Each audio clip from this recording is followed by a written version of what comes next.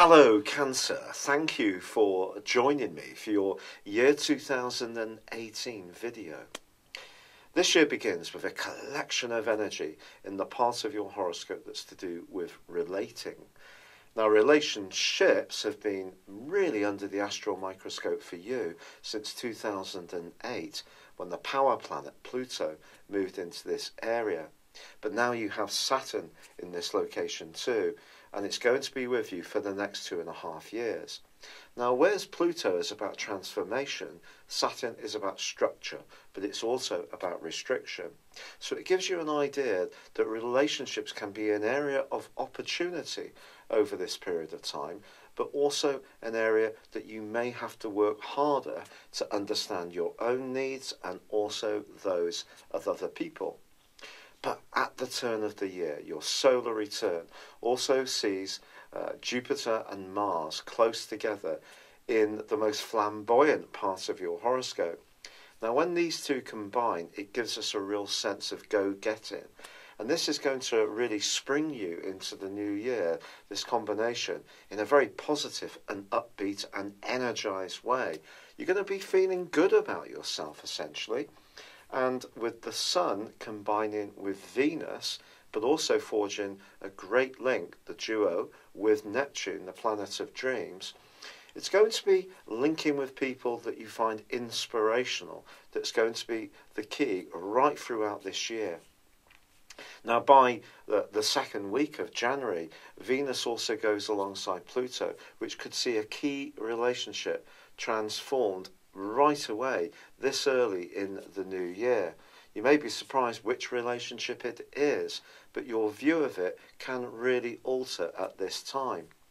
But it's also possible that you're going to be thinking much more about how you interact with people in general, and even just being competitive in the wider world, which the 7th house is also about.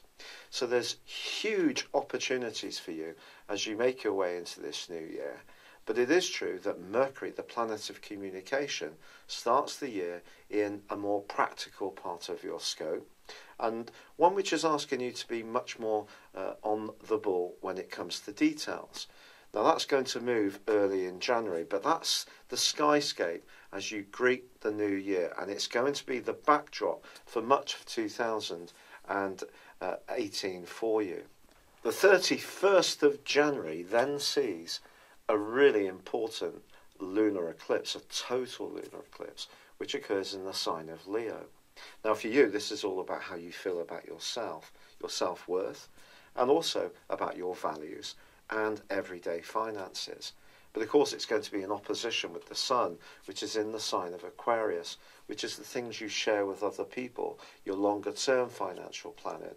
And the partial solar eclipse, which occurs on the 15th, is also, of course, in Aquarius, but links with Mercury, the planet of thought and talk. This is interesting. I think the next 6 months for you are going to be a lot of how you feel about yourself and how you interact with others, and your most intimate relationships too. And because the background energy for you is very much about relating, this more intense energy that's coming from these eclipses can really inform you of what you really want and what you really need.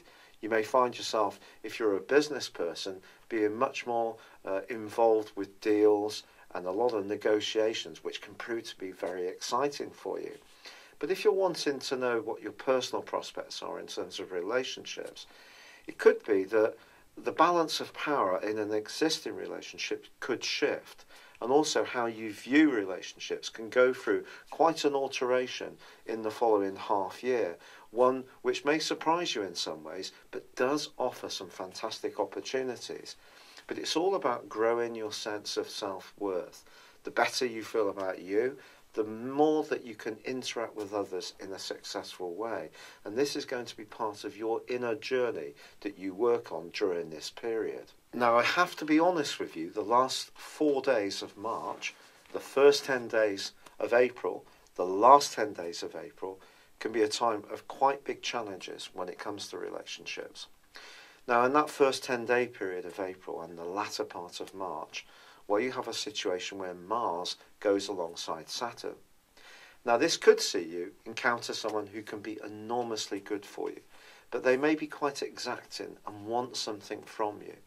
This may be a little bit daunting. It could be in a professional situation, and you may at times feel a bit frustrated and feel under pressure, and even a little bit angry if you feel that someone is pushing you a little bit further than you want. All of this comes up to the boil in the last 10 days when Mars has moved on and goes alongside Pluto.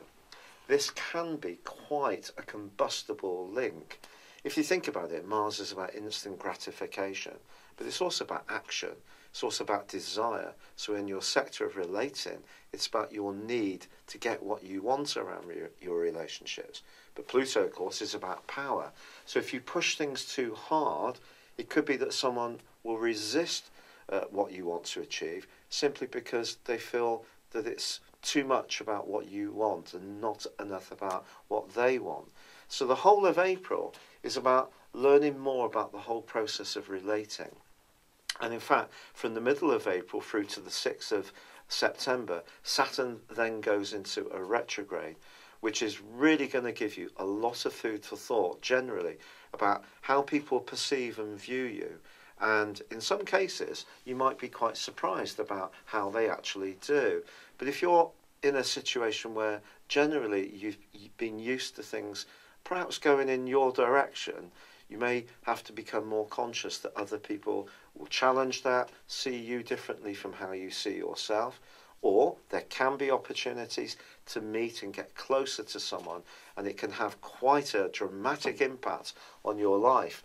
And to be honest, April could also be a time when things could get very passionate if you are wanting to get a much more intense relationship into your existence. But something happens in mid-May which is incredibly dramatic, but it does provide the real possibility of some changes. Now, Uranus, the planet of surprises, has been working its way full-time since 2011 through the most visible part of your situation. This may have seen you be something of a rebel, much more of a rebel, or at least a freedom fighter around your role in life than you may have imagined was possible before that time.